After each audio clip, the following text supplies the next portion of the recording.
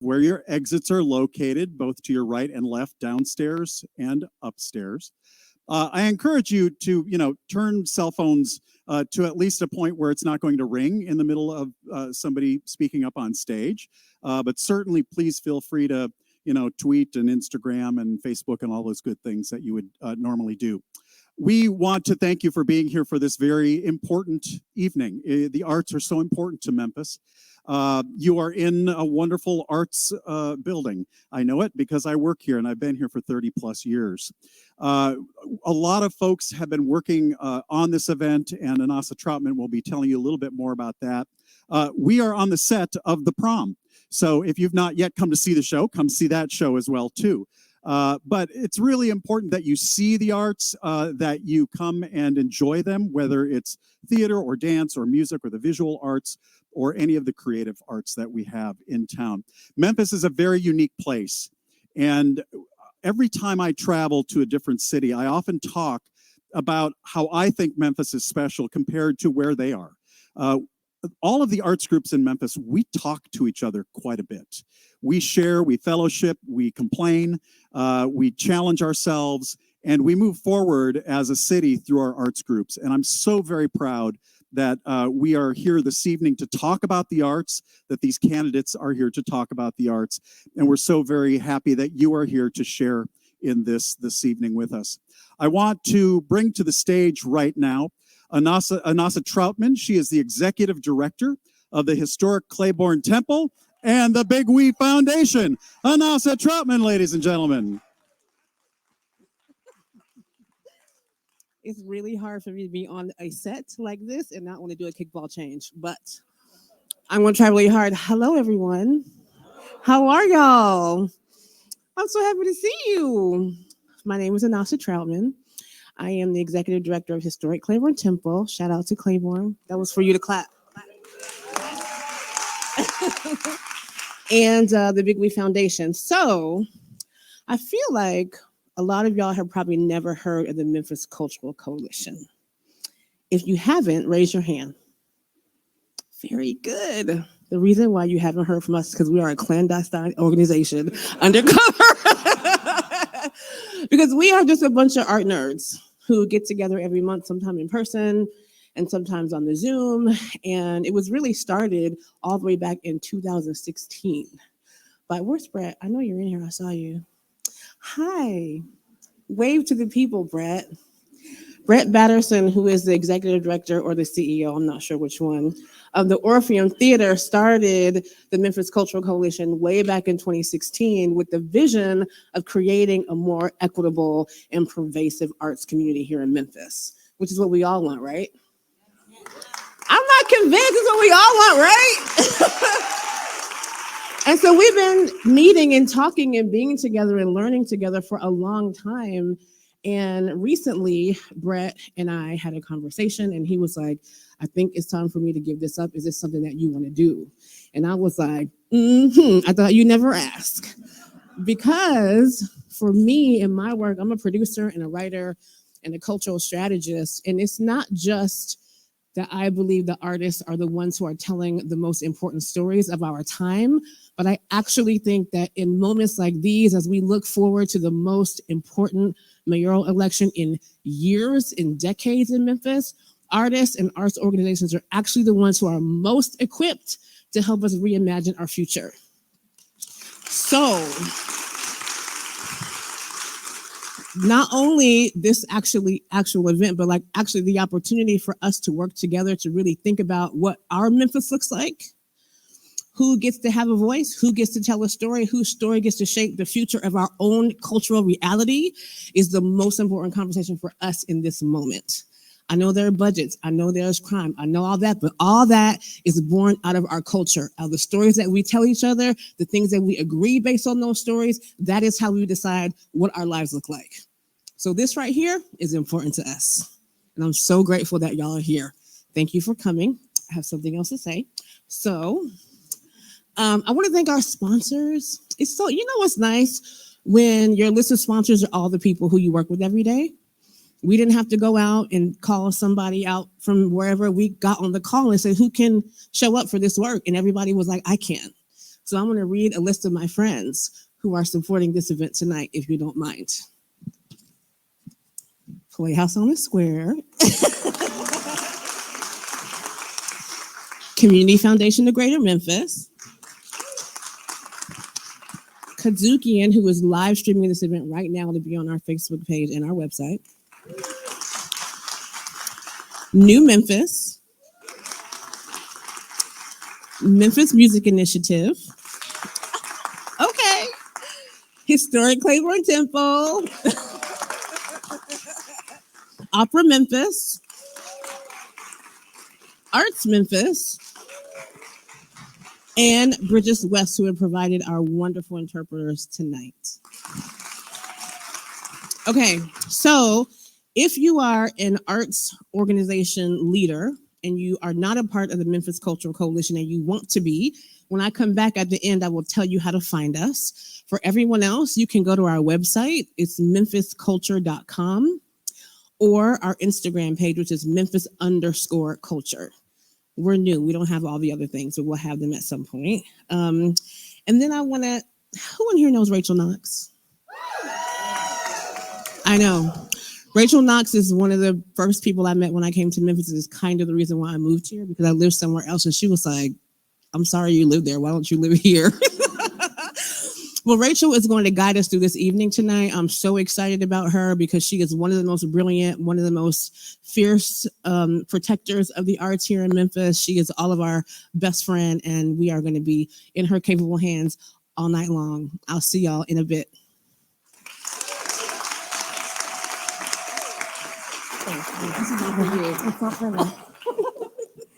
Good evening. Thank you so much for joining us for tonight's forum. I have to tell you that as a former theater kid who has always loved politics, this is a dream come true.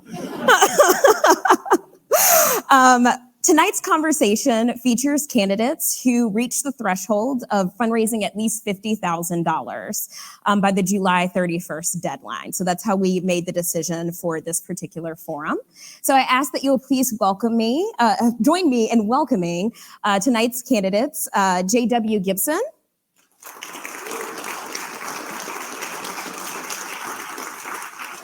Michelle McKissick,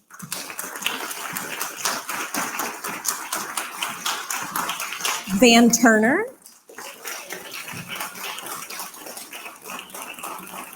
and Paul Young.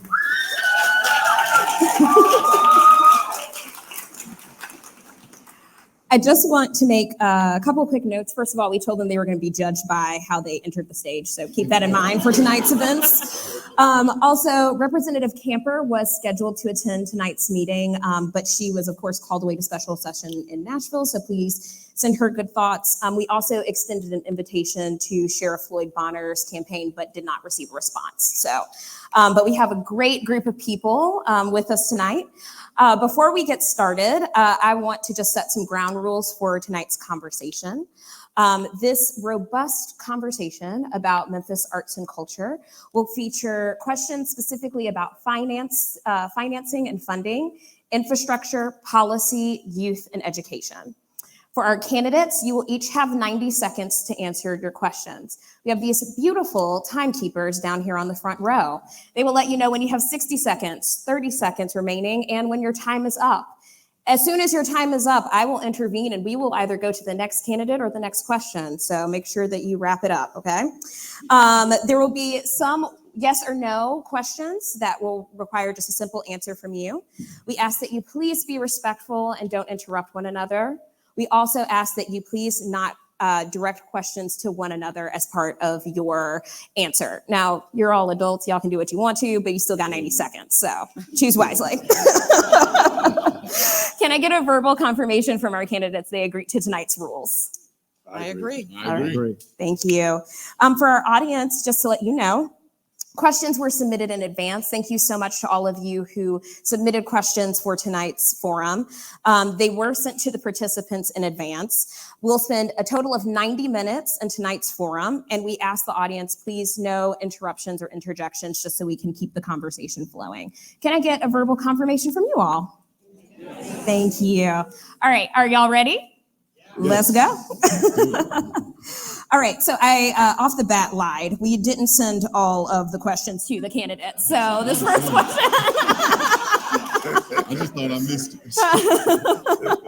We sent most of them, but this first one, we just want to get to know you. And the question is, what is your current level of involvement with artistic organizations in the city? And what is the last arts event that you attended? And we'll start with J.W. Gibson. So the one that I'm mostly involved with is Hattie Lou Theater. And I just attended an event there, the opening of this season of Raisin in the Sun this past Friday, as a part of their opening and as a part of Stephanie White's birthday celebration. We had a wonderful time. The production was great. It's fantastic. Michelle? Well, you said that the stage is my oyster, so I'm going to take advantage of that. Hi, everyone. I'm Michelle McKissick. I'm heavily involved in the arts. I'm so passionate about it. I am currently a board member with the Memphis Symphony Orchestra. I'm a former board member with the Memphis Brooks Museum of Art, and I'm a founder of a program at Downtown Elementary where all my children attended called Heart for Art. And that is where I really kind of got deeply involved in the arts and in my advocacy for the city of Memphis. As far as my last production that I was a part of, I took my daughter to go see Frozen at the Orpheum Theater, but we're always going to go see productions there. We're looking forward to seeing The Wizard of Oz when it comes to Playhouse on the Square coming up in November, I think it is. So we always like to get out and just be a part of the community to go see the art. So that's a little snapshot of my involvement. Thank you. Van? Van Turner, it's good to be here with you, and I thank all the sponsors. As a commissioner, I allocated several dollars to art programming, and I was happy to do so. Currently, I'm involved with Hattie Lou as well. I'm a former chair, like my cohort here, Mr. Gibson. Shout out to Ekundayo Bandele. He's doing a great job. We know he's next door. The last thing that I did was I attended an art memorial for Tyree Nichols. It was on 4th Bluff Park. The family and many organizations came together and they displayed the artwork of Mr. Nichols in commemoration of his life and in commemoration of what he loved to do. Thank you. Paul? Hello, I'm Paul Young, and I'm excited to be here with everyone today. In terms of arts organizations that I've been engaged with, there's been countless over the years. Most recently, I've done a lot of work with the Brooks Museum as they look to relocate to their new building downtown. Have also done some work with Claiborne Temple and all of the amazing assets that they're bringing to the downtown area from a development perspective. The last event that I went to was an amazing event during Juneteenth weekend that Tone Memphis put on at the Tower. It was an amazing display of talent, artists from all across this community. And what it told me is that Memphis is a hotbed for the arts. This is a place, yeah, give it up for Memphis. Yeah, we're a hotbed for the arts. I believe that it's our calling card as we talk about economic development and all of these different serious issues that plague our community. The arts is the thing that makes Memphis unique. It's the thing that other cities can't replicate. They can't replicate the talent that we have in this city, and we should use it as our calling card because our artists are carrying the brand of Memphis all across the world. Love that. All right. Our first question was submitted by Doug Carpenter. And the question is, what role do the arts play in making Memphis more appealing for people to live here and stay here? We'll start with Michelle. The arts are vital to that because it's an expression of who we are as a community. So I believe that we have to invest in the arts. That's something, as I touched upon, as I first spoke with you about, even starting with our young people. And when my children were first starting at Downtown Elementary, it was a brand new school.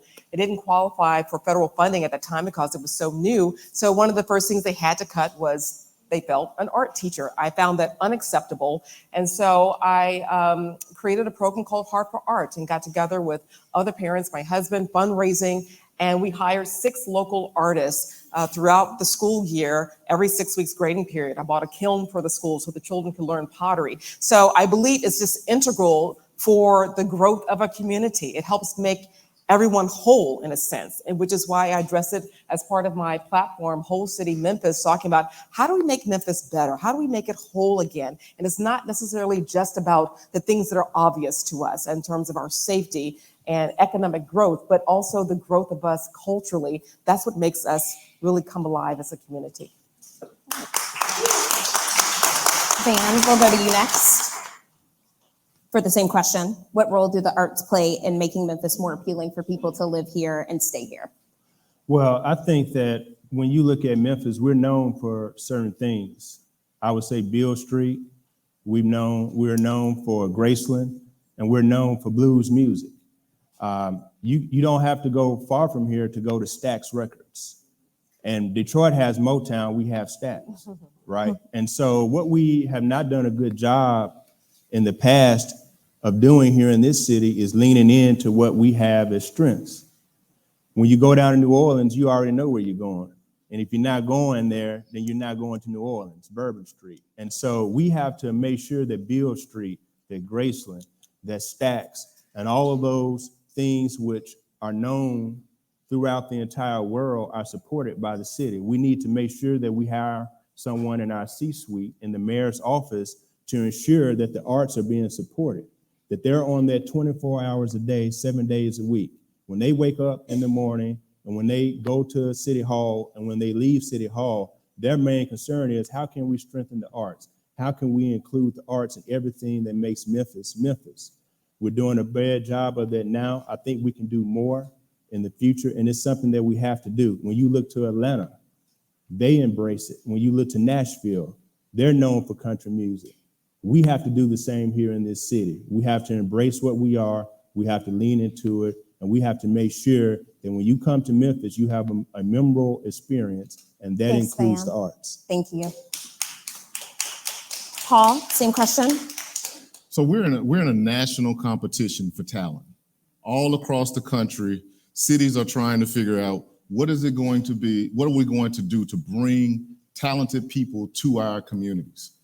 The arts make Memphis special. I said this in my previous answer, but what young people are looking for are cities that have a vibe, that have an authenticity, that have a culture, something that they can feel.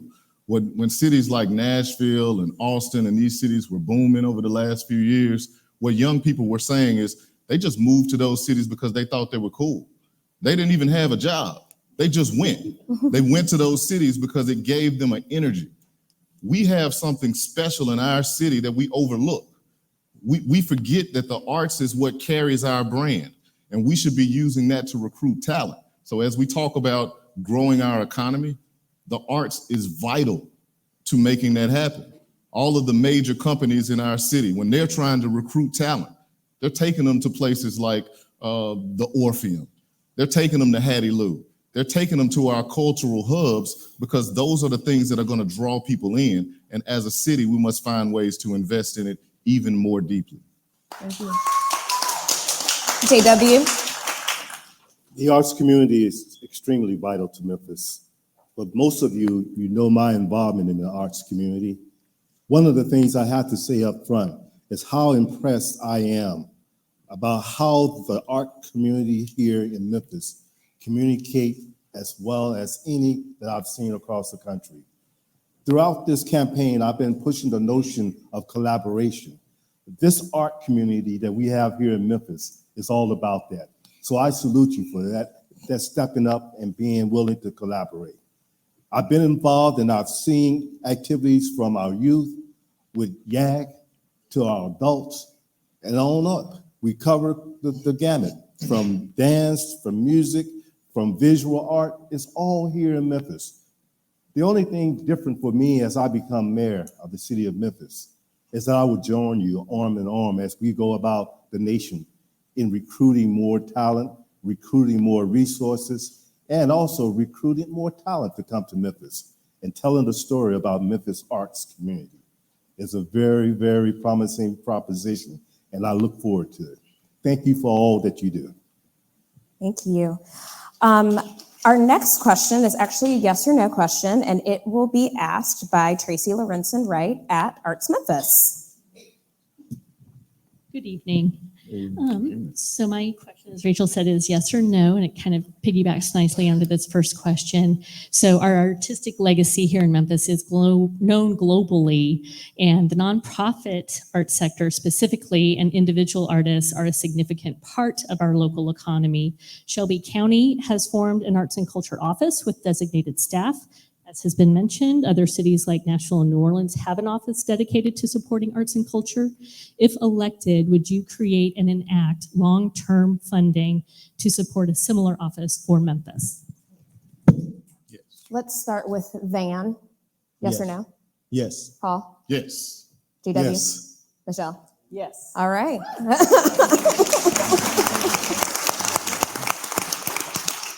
All right, we're going to dig into this topic a little bit further, and I am going to invite Elizabeth K. Wine with Music Export Memphis to ask the next question. Many other U.S. cities have directed a portion of their city's hotel occupancy tax to support arts initiatives, including most recently in Austin, where a $15 million plus fund is supporting music venues as cultural assets. Would you support reallocating some of our hotel occupancy tax? And if not, what other ideas do you have to generate capital for the arts? We'll start with Paul on this question. Yeah, so I think the hotel motel tax is pretty much tapped out right now. But I think there's a little bit of room. I can't remember exactly how many cents are left that can be added. So certainly I would be willing to explore it, especially if it's going to help us recruit more people to our city. I think the thing that we must have as a pertinent factor whenever you're adding to the hotel motel tax is that there's going to be an increase in people actually visiting the city and spending money on hotel rooms. And so we would have to build an attraction that's going to recruit enough people to justify it. But I also think that we can be creative with resources that we already have. We have resources. We have the debt cliff that's coming with an additional $50 million. There's a lot of priorities that are going to be needed to be paid for out of that annual $50 million. But investment in the arts is very, very important. And I want to make sure that we have the appropriate venues to support the type of energy that we want to give to this sector in our community. Thank you. JW? So I agree that the sales tax might be limited. However, there's other options. The 50 million that Paul alluded to is an option, but a lot of people are going to be grabbing at those dollars. One of the things that I don't hear folks talk about, but I think is an excellent opportunity, and that's the recreation of a grant department to be housed in housing and community development. A department that will focus on identifying grant dollars at the state level and the federal level. Also working with national foundations that have an interest in Memphis. Memphis has caught the attention of a lot of national foundations. And I believe if we put our heads together through this operation of a grant department, there are dollars out there that we're going to be able to bring to the table. And again, I will be out there with you recruiting those funds. Thank you. Michelle?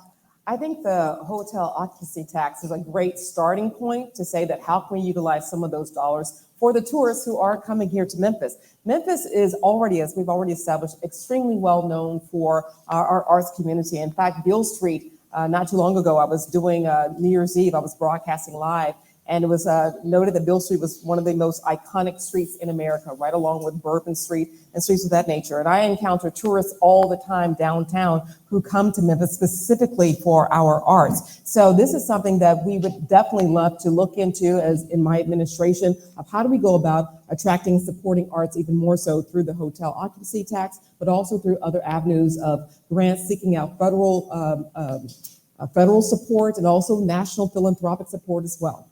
Thank you. Van? Yeah, I think the hotel and motel tax is something to look at.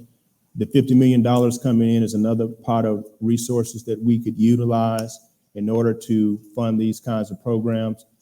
We also have to look at incentivizing the programs and the actual movies and things that are coming to the city. And if you all are here, you can think of the three things or the three big moments in Memphis television or movie history. You have The Firm with Tom Cruise, right? So after The Firm, you have Hustle and Flow. And after Hustle and Flow, I believe most recently we've had Bluff City Law. So we've had those opportunities to be on the national stage, and they've kind of fizzled out. And so what we have to do is incentivize more of these producers to come to Memphis to write, to put on their shows, to put on their movies. And there are incentives that we can use to do that. They do it in other cities. We should do it here. They do it in Atlanta. They do it in New Orleans. They do it in Nashville. Why are we not using these incentives to do it here as well? And that would allow us to attract these big dollar movies and these TV programs and run them from the city. And once we hit one, others will come as well. So we fund it with the grant funds, the hotel motel tax, with the $50 million, but we also look at how we do these incentive packages to make sure that we are attractive and are competitive to make Memphis a destination for these kinds of movies. Thank you. All right. Y'all can clap. Don't be scared. The next question is actually a question that the Memphis Cultural Coalition Planning Committee put together, and it's going to be asked by Fahisha Hassan. Greetings, and I am the program director at Historic Claiborne Temple.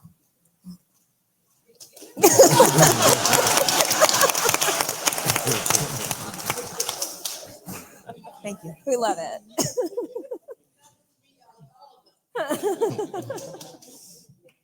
Am I the drama? Okay. Our question that we are deeply passionate about: how would you ensure the arts and creative economy are considered in all aspects of city planning? From artists to organizations to creative entrepreneurs, how would you ensure the arts and culture makers of the city are better integrated into community and economic planning and development? We're going to start with Michelle on this question. Okay. So what I would do is that, first of all, we need a liaison proper for the city of Memphis. I know that the Shelby County government has an arts liaison, and that's what we can begin there, but also including the arts organizations as a part of my transition team. That would be a key component of mine. Like I said, the arts have always been just extremely important to me, not only just as a citizen of this community, but having been impacted by it through my own mother, who the former Memphis Arts Council supported her when her music was being presented in Prague, in the Czech Republic. And so they know the value of this relationship between not only celebrating Memphis here locally or even in the state or nationally, but also internationally. We receive so many tourists from around the world, and they're not all coming here just for Elvis Week. They're coming here to celebrate Memphis, all that we have to offer. So that's something that's critical, just to make it a part of regular everyday conversation. It's not about having just a one time where we're meeting here. This is a great start, having this type of gathering, but including this throughout the year through regular meetings and interactions with the arts community. Van. So as I've stated before, I think we need to have someone in the C-suite at City Hall that's on this day in and day out. We need to fund this position. They need to have a staff.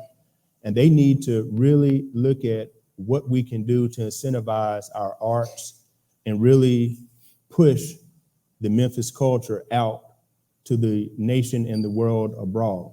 I mean, we have a beautiful city. We have a beautiful culture. People come here just to rub elbows with you. They come here just to eat our barbecue, to walk down a street that we sometimes take for granted, Beale Street. They come to where I grew up in Whitehaven to go to see Graceland Mansion.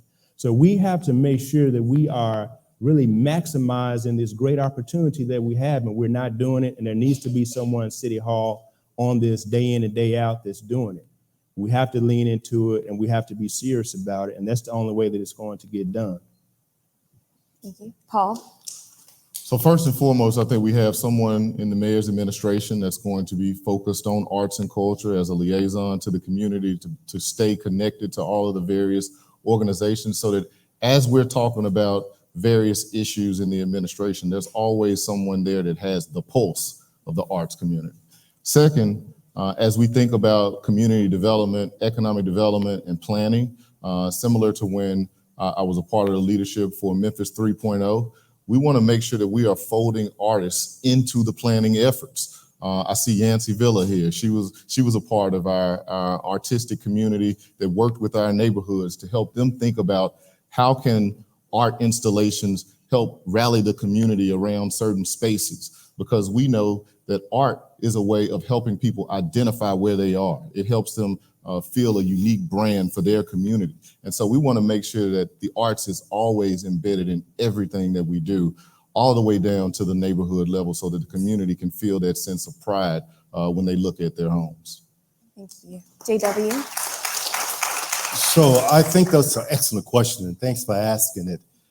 One of the things I have to tell you, that from my perspective, we're at the stage here in Memphis where we got to be about it instead of just talking about it.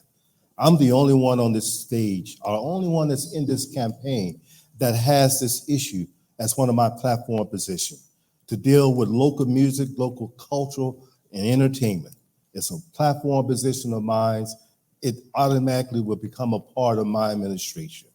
We will provide ongoing resources to elevate Memphis music and the cultural community.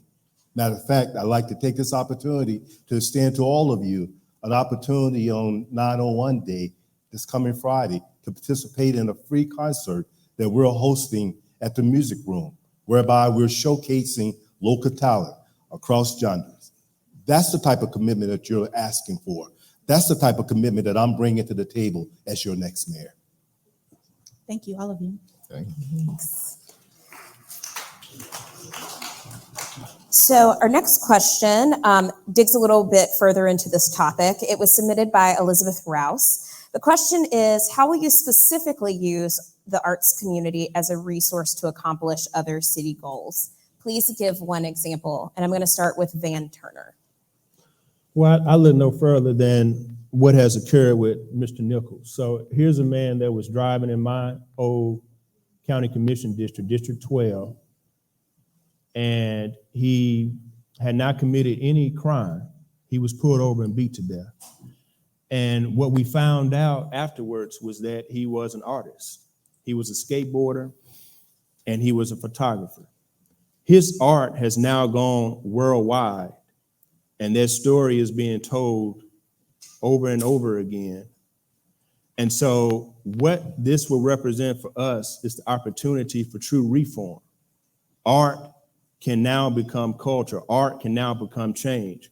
What will be the legacy of Mr. Nichols? We shouldn't just remember him lying on the ground, asking not to be beat to death, calling out for his mother. We should remember him for the art and what he tried to do as a photographer. Through his art, we can start a movement. We can put forth and pass the Tyree Nichols Criminal Justice Reform Act. And art will be so pivotal in making that happen. Art plays such an integral part in our lives, and it has been a change agent. When we look at the civil rights movement, art was right there with those who were marching and protesting, making sure that it was memorialized and making sure that we can still see what we see today. We have to lean into what our strengths are, and that would be something that can be done. Thank you. Paul? Can you repeat the question? Sure. How will you specifically use the arts community as a resource to accomplish your city goals? Please give an example. I mean, I think about the fact of that we have such a strong musical heritage in our community. I talked about how the arts brand our city and our community. I think we could have festivals similar to how New Orleans has the festival that everyone goes to. I don't know why I'm blanking on Essence. it. Essence, yeah, I couldn't get it out. Essence Festival. We need those type of signature festivals that identify who we are as a city. There's no reason with the culture and the heritage that we have that we couldn't have something similar that has people coming from all across the world to visit our community. That's economic development. I think about our neighborhoods and how think about like the Soulsville mural, something that defines a community. We should have signature art installations in every neighborhood in our city so that you just see an image and you know it's Memphis. And if you're from Memphis, you know which part of Memphis it is. Those are the types of things that communities can rally around. It instills pride, and it's something that I'm deeply, deeply committed to making sure happens as a part of the Young administration. Thank you. JW. So again, I would submit to you that my commitment is there because it's a part of my platform positions. I would submit to you that my commitment is there because we want to join forces with you, with my administration, in traveling the country to recruit more talent, to bring more corporations. As most of you in the business community recognize, when we recruit corporations to come here, one of the questions they ask you is about the cultural community. How active are they? Are there multiple things for them and their employees to involve themselves with? Here in Memphis, we can say yes, there are a multitude of things for them to involve themselves with. In my platform positions, and there's 6 of them, and I invite you to go to J.W. Gibson for Mayor and review those 6 platform positions. The art community plays a role in each one of those 6 platform positions that we have, from community development to education to crime prevention. There's significant roles that you guys play in my goals of trying to take Memphis to a totally different level. I welcome you to be a part of that effort, and I'm going to be reaching out to you to engage you to be a part of those efforts. Again, J.W. Gibson for Mayor. Check out my website, please. Thank you. Michelle. The arts, whether we're talking about performing arts, visual arts, there are so many ways to incorporate it into so many areas here in Memphis. An example of that I've already instituted was with the Memphis River Parks. When I was busting out loose from the pandemic, and so my family and I, 2 years ago, we went to go visit some national parks out west. I was so overwhelmed by what I saw, I immediately sent a LinkedIn message to Carol Coletta.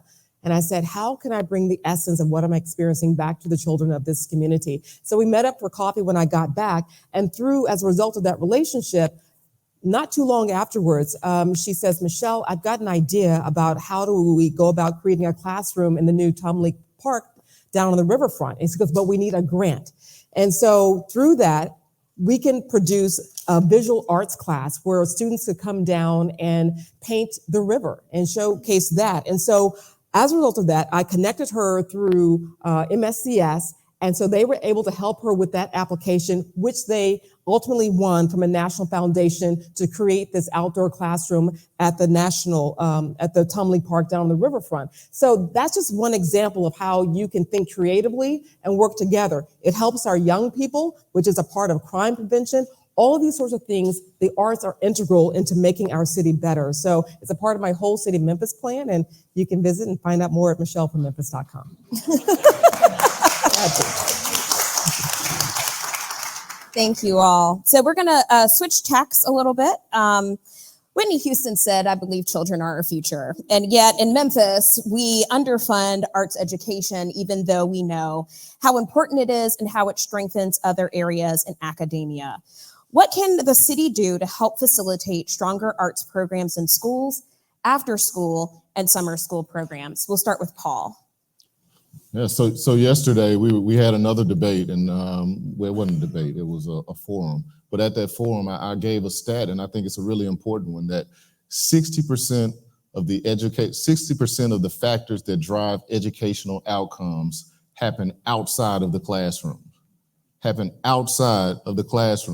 That's where I believe the city should be playing a significant role. As Memphis and Shelby County Schools educates our young people from 7 to 3, the city should be touching those same young people from 3 to 7. We should be investing in programs that engage them in the arts. We should be investing in our community centers. We should be investing with our churches. We should be investing in these nonprofits that are already out here doing the work. All they need is more resources to take their work to scale. I want to be the mayor to make sure that we are directing those resources to those nonprofits, and not just the big nonprofits. I want to find the folks who are out here doing this work for free. I want to figure out, how do we make deep investments in our young people in a way that we've never done before? And I believe the arts is a critical part of that, and I'm going to be the mayor to make sure that we get those resources to the people that need it. Thank you, Paul. JW? Thank you. So I think the key to it all is, how creative are you? What's your vision? How do you bring that into play? One of the things that I believe we can do that has been missing is taking advantage of workforce investment dollars coming from Nashville. The city of Memphis decided to get out of workforce development approximately 8 years ago with the new administration. Not sure why, but we did. Under my administration, we will become engaged in workforce development, and we will partner up with MSCS as we take a look at CCTE, where we can flux some of those workforce dollars to train junior high and high school students on jobs that can support facilities like Playhouse on the Square, Hattie Lou Theater, be that lighting professional for shows that are coming to FedEx. There's so many different things that we can do if we put our creative hats on and have a little vision and think outside the box. That's what my administration will bring to you. Thank you. Michelle? Arts education is critical for the growth of a child. And right now, the city of Memphis, its youth services division only serves about 1,500 kids a year. Well, there's 110,000 in our school district and all the families associated with them. That makes up our community. And so, as I mentioned earlier, arts education is important because even at Downtown Elementary, it was a brand new school, the school district couldn't provide what the students needed at that time. So we stepped up as a community of a school. So that's what needs to happen with our arts community. You have to have an impact on other groups. You can't continue to work in silos. Wonderful nonprofits are doing the work, but they need that support system from the city of Memphis to invest in, because that's what makes a child whole. And there are so many ways that it can manifest itself. I love to tell the story about how the superintendent of the Smoky Mountains National Park, he's from Memphis, from Orange Mound, but he was exposed as a child to nature and as a Boy Scout. Those sorts of things make a difference. With the Memphis College of Art being gone, we need to step up even more so to support young people. So that's what I would love to do as part of my administration. Thank you. Van? Yeah. I believe that Whitney Houston lyric was, I believe the children are our future, teach them well and let them lead the way. If you really know that song. Teach them well and let them lead the way. What we're not doing is funding our young people, and we're not allowing them to lead the way. If you look at any movement in this country, it was started by young people. So we have to make sure that our young people are being funded. Memphis does not fund its young people. We have removed the funding to K through 12 education, and look at the results that we're dealing with now. It's no wonder why we're seeing what we see now. We don't have any skin in the game. And so we don't have no right to complain if we're not investing in the solution. So what I would do as mayor is go back to reinvesting in our young people, investing in our school system, K through 12 education, and I would directly allocate funding for arts and culture. We've taken band out the classroom. We've taken art out the classroom. We've taken so many things out of the classroom, and now we're wondering why we're in the state that we're in. We are causing the problem that we're complaining about. One, I would fund K through 12 education. Two, I would extend community center hours so that our young people are still able to execute and to do the things that they would like to do as far as arts and culture and band in those community centers, which are open with extended hours. That's what I would do. Thank you. So speaking of our future, this next question is submitted by and will be asked by Allison Smith, who is the future of the Memphis community. So Allison. Hey, everybody. Hey. As a native Memphian, a recent Howard graduate, and emerging creative who intentionally returned to the Memphis community, I'm eager to understand your plan for fostering an environment that empowers young people to not only establish roots here, but also excel within the realm of arts and culture. How will you allocate resources to ensure abundant opportunities and support for the growth and sustainability of artists, activists, and other young visionaries in our vibrant creative sector without hindering their aspirations? You better ask that question. We're going to start with JW for this one. I love that. So again, without fearing being redundant, I have to say to you again, that 6th platform position of mine where we cater to the music and cultural community goes far and long. That's a commitment that I'm making to you, that we will establish an office within my administration that will be responsible for going out to the community, creating those collaborative opportunities, recognizing not only here in Memphis, but across the nation, those resources that could be available, made available to you and others here in Memphis without any restrictions.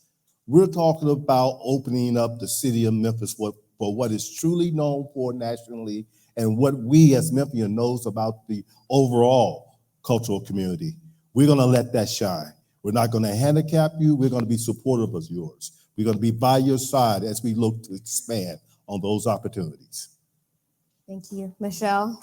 I think the answer is right in your question. You are the solution, And so in terms of young people and actually having you be a part of the conversation and not just being a part of it, but leading it. And so having a hub, so to speak, an arts hub within the city of Memphis as a part of that liaison that I was talking about, where we're directly interacting and working with young people to say, you tell us what your interests are, what are your needs, and how can we make this community more vibrant? Because that is our future. That's why it's so important to have a difference of thoughts, because that's what you bring into it. And so just looking at things with a completely new and fresh lens. So that's what I would do. I would make our emerging young artists and creatives like yourself and so many others, because that is our superpower here in Memphis, that all of the talent that we have here, we just need to let it flourish and let it thrive.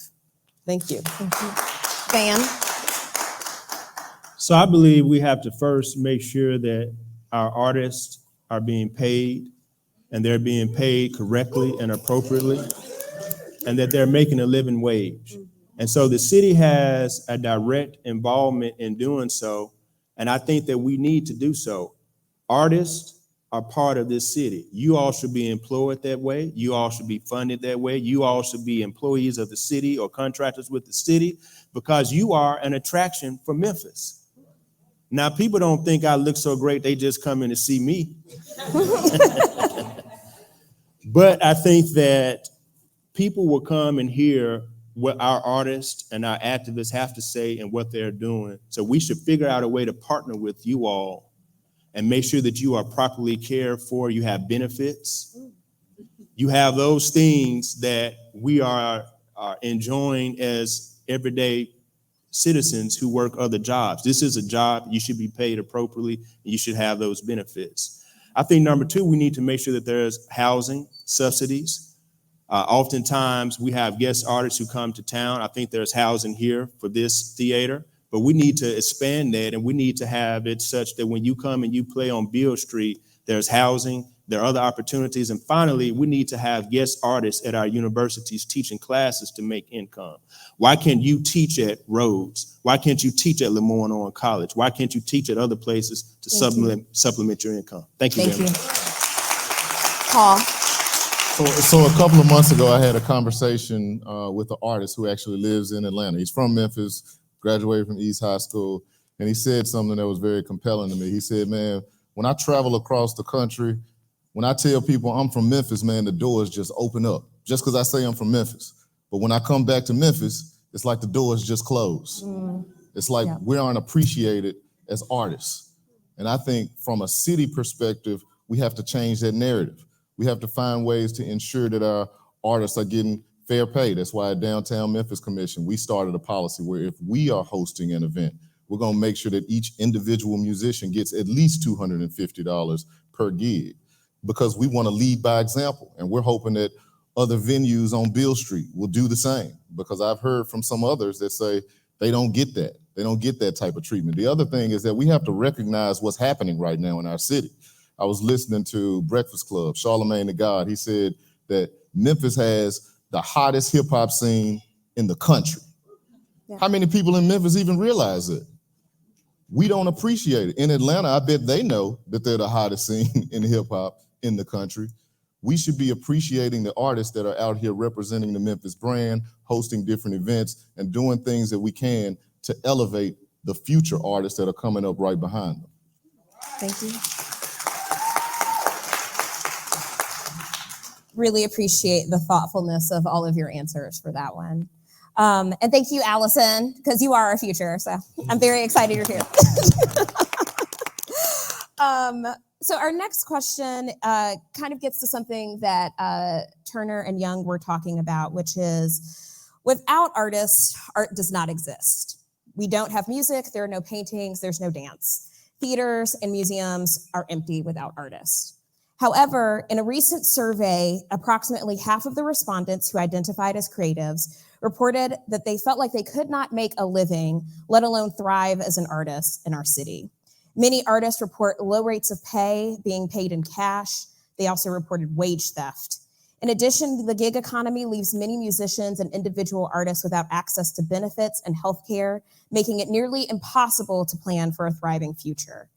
If elected, what are your plans to encourage fairer working conditions for musicians and individual artists? We'll start with Michelle.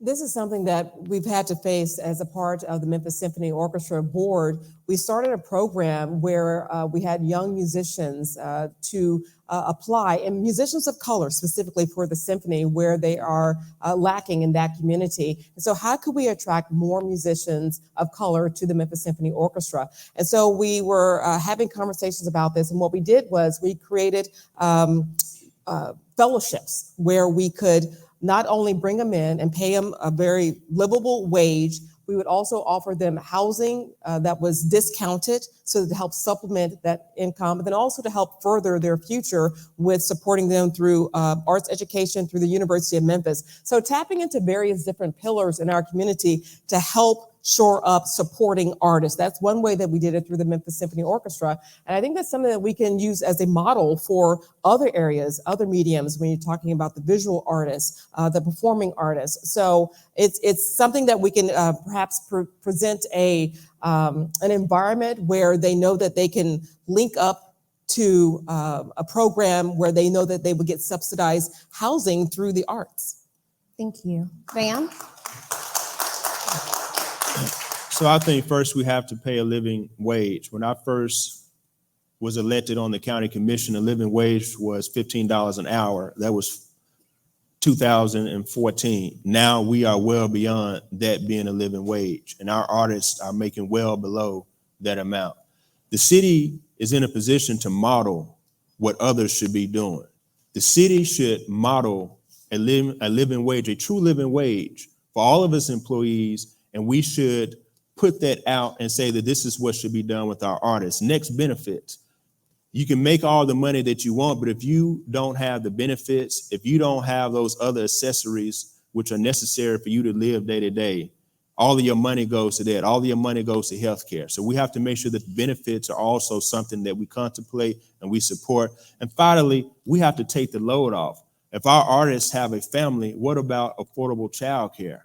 These are things that your money go into. And so we have to take that load off these artists. So we pay a living wage, we make sure the benefits are part of the package, and we provide affordable childcare for our artists to make sure that they're not having to really put their whole entire paycheck to taking care of their young people. We should do that again because these are pillars of this community. They are helping to make this city better and to attract tourists to Memphis. And so we should treat them as such, and we should support them as such. Thank you. Thank you. Paul? So I mentioned earlier, as a part of my work with Downtown Memphis Commission, we've already started to make sure that we are leading by example, by making sure that some of our musicians are paid a fair wage. I believe that as mayor, we continue that type of work, but we also look at the other types of art, visual artists that are doing work and installations throughout our community. We have to make sure that we are paying them a fair wage. Then we have to think about what are the other things that we can do as a city to offset costs for the artists, the ones that are bringing the vibe, that's bringing the culture, that's bringing the brand to our city. I've often talked about from an affordable housing perspective, how we have a crisis on our hands. And I know artists are feeling that. Housing costs are increasing, but the cost of living is not. I mean, in terms of the wages that they're being paid. And one of the ideas that I have is to make sure that we form our own housing subsidy as a city. Right now, we rely on Section 8 housing vouchers, and we have about 8,000 of them in circulation right now with another 8,000 people on the waiting list. What other cities have done is they've established their own form of housing vouchers to help offset the exorbitant rental prices that people are paying. And we should have different classifications for artists. There are working families that cannot provide a space to live. And so as a city, we have to be creative with how we come up with ideas. And I believe that artists would be prime examples of people that would be eligible for programs like that. Thank you. JW? So that's a very complicated issue. However, we're not that far off from coming with a resolution that could be solid. As you know, Rachel, we do have the support of foundations who are offering support for housing of our artists. We do have support coming from our healthcare industry that's providing medical care for our artists. As your mayor, I will advocate for the expansion of those existing programs. I will look to create opportunities for us to expand on those programs and bring in more players. We're not that far off. We got a lot of challenges here in Memphis, but a lot of the answers to those challenges are low-hanging opportunities that if we come together and put on our creative hats, we can address and resolve a lot of those issues. And this is one that I commit to you, my administration will take on within the first 100 days. Thank you. Our next question comes to us from Rashetta Watkins. Woo-hoo! Again, thank you all very much for being with us tonight. My question takes us in a little bit different direction. So here it is. As mayor, how would you advocate for Memphis's arts and cultural heritage sector in Nashville? How would you strategize with local arts leaders and our state representatives to secure more and broader state and federal support for the individual artists, organizations, and businesses that make up our arts sector? Thank you. We'll start with Van for this question. Well, first, what we'll do, Ms. Watkins, is make sure that we have a good lobbyist that can go to Nashville and lobby for our interests. And we know what the makeup of Nashville is. It's a supermajority Republican House, supermajority Republican Senate, and we have a Republican mayor. I'm not a Republican, so I need to make sure I employ a good strategy firm, a public relations firm that can do the work in Nashville that needs to be done to bring those resources in. Second, we need to take that same lobbying effort to Washington, D.C. I think there are federal dollars that we're leaving there in Washington. Other cities are capitalizing on bringing those funds to their cities to support the arts. We have to do it as well. And it's a transaction. We have to make sure that something is in it for Nashville. At the end of the day, that's what moves the conversation. What's in it for me? We have to make sure that the programming that we're doing and what we are trying to incentivize includes Nashville in the deal. We may be Democrat, we may be Republican, but at the end of the day, if the money is on the table and the money is being divided equitably, they will come and get on board because we know that that will fund what has to be funded in Tennessee. So those would be three things that I would do. Lobbying in Nashville, lobbying in Congress, and then finally making sure that we're putting the right deal on the table. Thank you. Paul? I think the first step is building relationships. And I have a history of being able to build relationships across all partisan, racial, demographic lines. That's who I am. And I think that's what it's going to take to have a strong relationship with Nashville on many topics, including the arts. But we need Nashville. We need them to understand our community, the needs of urban Memphis, and the challenges that we have in our community. As it relates to the art, I would love to advocate for greater incentives for film and music. It's something that states like Louisiana and Georgia have done very well, and it's resulted in their industries growing in those states. We have to make the case that there's going to be a financial benefit to Nashville. And when I say Nashville, I mean the city of Nashville, not state government, but the city of Nashville, as well as the city of Memphis, because we are the two hotbeds. We all saw the city of Nashville take off, skyrocketed, after they had a television show called Nashville. That show put them on the map. And we know that if we are able to create more opportunities like that to brand the state of Tennessee, there's a benefit to our respective cities, but there's also a benefit to the state. And so I think being able to advocate around the collective good for what the arts can bring to our community is going to be something that I can do very, very well through building those relationships with those representatives in state government. Thank you. JW? So Paul is extremely correct when he talks about the relationships. The relationships between Memphis and Nashville and Memphis and Washington, D.C. has to improve significantly. The timing in which we approach building these relationships has to change 360 degrees. Having a lobbyist is fine and dandy, but the key to the success of us being able to bring more resources to the city of Memphis is threefold. We have got to have that grant department that focus every day in, day out, on identifying those opportunities locally, statewide, and federally. We have got to get our local delegation, including city council, county commissioner, and our Shelby County delegation, on the same page of how we're going to approach Nashville and DC.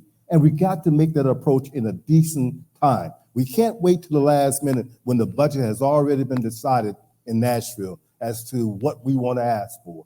We should be collective in our thoughts. We should be collective in our approach. Collaboration, engagement from this community will allow us that opportunity to do those things and be more effective at doing those things. Thank you. Michelle?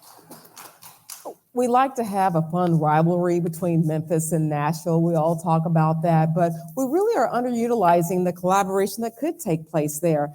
You think about I-40, it's known as the music highway between Memphis and Nashville. Well, we need to promote that because there's power and strength in numbers. In Nashville, you have, country music and hot chicken. Here in Memphis, we got blues, barbecue, and rock and roll, and everything else in between. So I think that we need to utilize that relationship and do more to partner together to go after not only just our state funding, but also at the federal level, those dollars can come back here. Because on the 4th of July, there were two couples that were here internationally, and they came to Memphis first. I met them at a 4th of July parade because they wanted to experience a little bit of Americana. So they went to the Central Gardens 4th of July parade. And there they were saying, I said, well, what were you going to do after you leave Memphis? They were heading on to Nashville. We need to take advantage of that and work with the tourism division, because if we're uplifting Nashville and Memphis together, we all can uplift the arts community, because people want to see this area of the country. And we're only, 2.5, 3 hours apart if you have a lead foot. So Thank you very much. Thank you. So our next question is around the city budget. This is also a question from Dr. Watkins. Memphis is a majority Black city, yet we know that much of the funding does not necessarily go to Black and Brown led and serving institutions within the city. How would you structure the city's budget to support more equitable funding to Black and Brown arts organizations, artists, and communities? And Paul, we're going to start with you. Yeah, I think it's a simple. You just make it a priority. We prioritize making sure that we invest in these organizations that are in the communities, that are in the neighborhoods, that are already working with the people. I said it in an earlier answer. I want to find ways to invest in the folks that have been out here doing the work for free or almost free because they've had so little resources. And as mayor, you can prioritize. You can tell your division, I'm the only one up here who has managed the city budget, who has had city budgets approved year after year. And as someone who has led a city division, I know that if the mayor says this is our priority, we're going to find ways to make those investments. In an $800 million budget, imagine what 5% of the budget could do. You can change so many lives in our community. And so for me, it's simple as setting it as a priority and making it happen. And when it's not happening, demanding answers from the division directors and the people that report up. because that's the way you make change happen. As the leader, you have to set the tone. And that's exactly what I'm going to do as mayor. I really, really mean it when I say I want to find ways to invest differently in this community. I really mean it from the bottom of my heart. We're going to do something different. We got to change lives. There are people out here that are hurting. And I want to see different results. And the way to do that are invest in the people that are already on the ground. Thank you. JW. So I would submit to you, it's easy said than done. What really has to happen is an opportunity for us to create and plant the seeds that will allow us to grow these opportunities. That grant department that I talk about is more than just identifying those potential grants. It's working with the Black non-for-profit organizations, understanding what it is they're attempting to do, understanding what it is they need, and creating strategies with those non-for-profits to go after the appropriate dollars at the appropriate location, be that city, state, or federal government, or amongst the national federations or foundations. We have to put the work in to create that opportunity for growth, not just talk about what we're going to give from one to the other, because that's not going to happen. But we do have the opportunity to create a brighter future through doing the hard work and growing together. I promise you we could do it. Let's do it together. Thank you. Michelle? Just as we have MWBE programs, when you think about contracts for the city, there is a certain percentage. So I think, first of all, we need to set a goal of how we need to invest in our arts community, and specifically in our Black and Brown community and the arts that are being left behind. And so when you actually set a percentage, when you can measure where you need to be making your investment, that's when you can start to make an impact. Because if you're just saying, well, we want to support the arts community, but you don't have a bar in which you can measure it against, then it gets lost. And so I believe also just helping to work with our arts community. And a great example of that is the Arts Guild that just recently opened up on Lamar Avenue, or is in the process of opening there at Lamar Avenue in Pendleton. It's like near my old neighborhood. And so it's just so gratifying to see that's something that the city of Memphis has been working toward. And they sold that business, that location rather, for $1 or some nominal amount, so that basically gave it over so they could take this property that had been empty for years and blighting the neighborhood there, that it turned into something positive. So now that the arts aren't having to go outside of communities, they're coming into communities to help revitalize them. So that's what I would make a priority. Thank you. Van? So we have states which are outlawing critical race theory, so we can't even teach our young people, like my beautiful daughter is here, we can't even teach our young people the true history of this country. We have a Supreme Court that's cut a woman's right to choose, they've cut affirmative action, and now they're cutting Section 8A funding, which means that minority contracting is about to be more difficult than what it has been in the past. When I was a commissioner, I put forth a moratorium because a $100 million deal had no minority participation at all. And I said, as a commissioner to the mayor, we are not signing off on any deals unless we have fair and equitable spending on behalf of the county government. He relented and we were able to execute that. I'll do the same as mayor. If the deal is not right as the sole contracting agent for the city, I won't sign the deal. I'll send it back out to bid, and I'll keep sending it back out to bid until we have a contract that's fair and equitable across the board. Number two, I'll name a fair and equitable RFQ and RFP scoring team. I've passed $8 billion budgets as a county commissioner, as county chair, as budget chair for county government. 8 budgets, over $1 billion. And I know where the rubber meets the road. It's the RFQ scoring team. If you don't have the right individuals there that are scoring the projects, that are making sure that they are doing what it has to take to retain those qualifications, it won't work. And finally, what I would do is have prospect meetings to make sure folks are knowing what's going on. Thank you very much. All right, we are rounding third and about to slide into home, or this is after the intermission, the show's almost over. I don't know. Our next question was submitted by Dacre Baptiste at the Orpheum Theater Group and will be asked by Kristen Bennett. And it is a yes or no question. Would you be open to creating and maintaining funding that directly supports arts access in the city to include entry/performance tickets, production costs, and transportation assistance, for example? We'll start with JW. I don't know about that. I'll just be honest with you. Okay. I have a lean towards that direction, but we will have to talk about that in more details. Okay. Michelle? Yes or no, correct? Yes or no? Yes. Sam? Yes. Paul? Yes. All right, thank you. All right, here is our last question.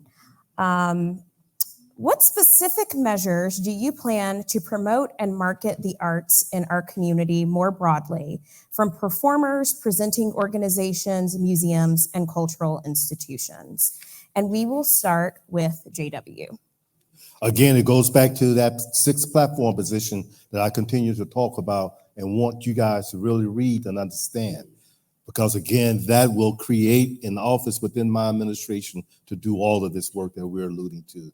Without that level of commitment from the mayor's office, whereby he identifies a senior level office holder to focus on these type of opportunities, it's not going to get done. We can talk about wanting to move dollars from one department to another, but again, that's easier said than done. I want to be about how we come up with new solutions, new creative ideals that can allow this community and other communities within this city to grow without constantly fighting every year for your allocation of the budget, because it's just not that easy to transfer money. That sixth platform position of mine, whereby we create that department, you will see a lot of positive results that will cater to the needs of this community. Thank you. Michelle? What I've seen in other cities that I don't see quite as much here is cross-promotion among the different museums and the arts. Like when you go, say if you're going to go to New York or whatever, or perhaps even over in Europe, they really promote that, a pass, where you have an arts pass. A lot of times you'll have season tickets for this theater or other theaters, but if you have a cross-promotion pass among the different theaters. Another thing that I would like to see done is reaching out to fourth graders. Fourth graders, there's a sweet spot about being a 9-year-old. They're just aware enough to know what's going on in the world, but then they're still malleable enough to say, okay, let's try this. And then also, if you give them a free guest pass at various different programs, then you bring in their families. And that's what we always want to do. We want to expand, and parents follow a lot of times what their kids want to do. I know that my poor kids certainly did, always pulling me here and there. So that's just a program to cross-promote between our museums, between our arts institutions, just to make it feel more welcoming, not only just to tourists, but to locals. That's what we really want to focus on. Thank you. Van? Can I have the question one more time? Yes, absolutely. The question is, what specific measures do you plan to promote and market the arts in our community more broadly, from performers, presenting organizations, museums, and cultural institutions? Well, I mean, that's an easy task because there's so much to market about Memphis. And so what we have to do is, I've seen the commercials and you've seen them too. Come to St. Louis. We have all this going on in St. Louis. So come to this city, New Orleans, because we have all of this going on. What we have to do is make sure that we are building relationships with the other city mayors. And we are opening up the doors of opportunity, and we are making sure that we are inviting the tourists and the artists and those who would come and pick up shop and do what they're doing in St. Louis and New Orleans and Atlanta and DC here in Memphis. That's one thing that I think we're not doing well enough. Two, again, we have to make sure that we are supporting the artists that are here on the ground because they talk. When I was in LA, I met that same experience someone else discussed. They had to go to LA to make a living being an artist because they were not supported here. We have to create an environment in this city where artists are welcome and they're supported, and that word will get out and other artists will want to come here and work and live and contribute to what makes Memphis great. So I think those are a couple of things that we could do to really promote the arts and make sure that we are opening the city for other artists to come and really support and accentuate all the beauty and all the things that make Memphis so great. Thank you. Paul? So I've been working in community development for the past 20 years. And the number one thing I hear when I talk to residents and communities is that they just don't know. They don't know information about what's happening in our communities. And in local government, what we often do is expect them to meet us where we are. So we put out something in the newspaper, or we put out a press release and somebody pick it up and put a line in, one of the Daily Memphian, or it's a ticker at the bottom of the screen, and people just don't see it. And so when it comes to promoting the arts, I would love to be the champion that forms a centralized portal, and in partnership with all of the organizations, not just in the city of Memphis, but regionally, because we are one region, but having a centralized portal where we have the calendar of events, ways for people to engage. And then the second thing that I'd love to do is I want to meet people where they are. So we have to find the influencers in our community, the unapologetically Memphis, the folks that are on social media that are pushing things about our community. So we get the word out that way. We engage those influencers to make sure that they're passing along the messages around all of the amazing events, activities, and happenings in our communities in partnership with the arts community, because that's the way we truly engage the people of our city. Thank you. So I lied. There is one more question. Again, I lied coming in and now I'm lying going out. So can you all please share with us your website or the best way to be in contact with you to learn more about your positions and platforms? I know a couple of you stated it, but I want to make sure we level the playing field. So we'll start with JW, who will be on his third plug, but let's go. It's jwgibsonformayor.com. Thank you. I invite you to go visit my website, michelleformemphis.com, to learn more about my whole city Memphis plan. I cover so many topics and areas that are impactful to the future growth of Memphis, and I ask you to vote for me to be your next mayor of Memphis. Thank you.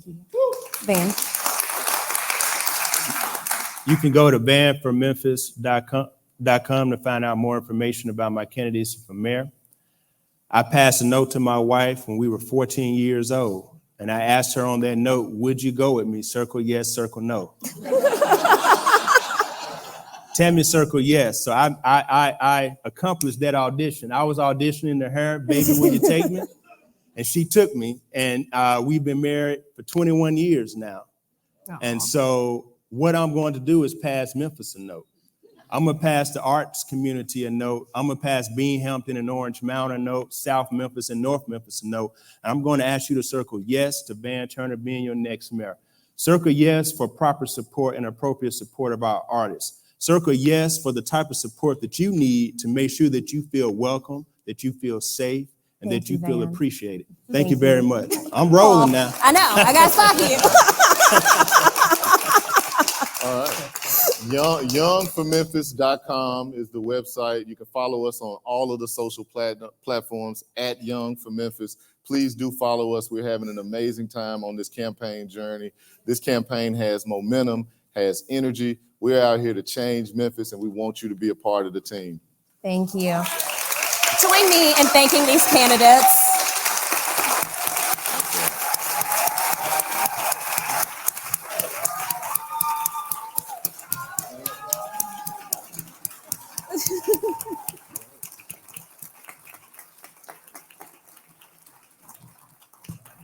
Thank you all so much for coming out tonight. As a reminder, early voting starts in just 18 days. It starts September 15th and is through September 30th. And Election Day will occur on October 5th.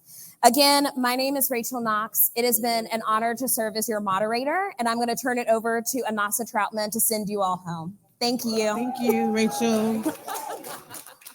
All right, what did we learn tonight, everybody?